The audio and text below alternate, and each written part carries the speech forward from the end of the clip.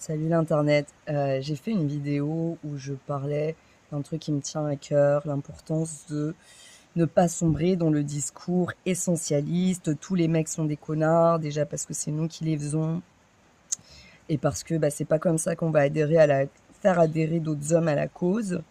Même si, et c'est ça que je voulais préciser, un mec qui réagit à la situation des femmes en pointant sur sa petite personne, non mais pas tous, les 2 tiers du temps, effectivement, c'est que c'est un gros gamin qui n'a pas appris à voir plus loin que ses propres blessures d'ego. Et ça devrait juste nous alerter en red flag pour ne pas rentrer dans l'intimité, la confiance avec ce genre de personnes. Mais la sagesse que j'essaie d'appeler quand je prends parole sur Internet et tout, c'est qu'on peut partir sans haïr. Parce que quand on haït, quand on commence à matérialiser en fait une haine, alors que moi je crois que les gens méchants, ils sont juste malades. Donc est-ce qu'on est méchant avec des gens qui ont un cancer? Non.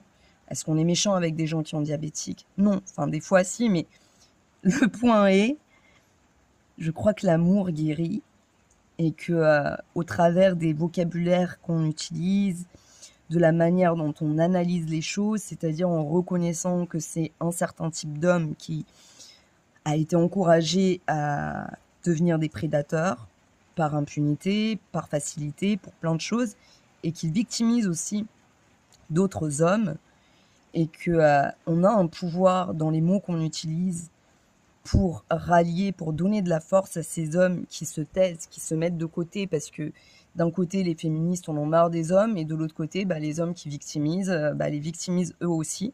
Et c'est dommage.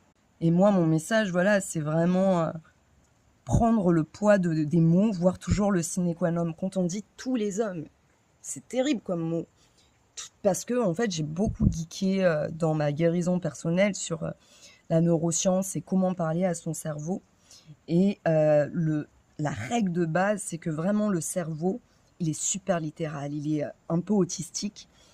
Si tu lui dis je vais pas bien, il va vraiment t'obéir. Et c'est comme ça qu'on finit en France avec notre culture du râlage, dans cette espèce de dépression ambiante, parce que c'est notre vocabulaire et notre perception qui va déterminer en fait euh, le cerveau et ses actions, parce que lui, il est là pour nous obéir.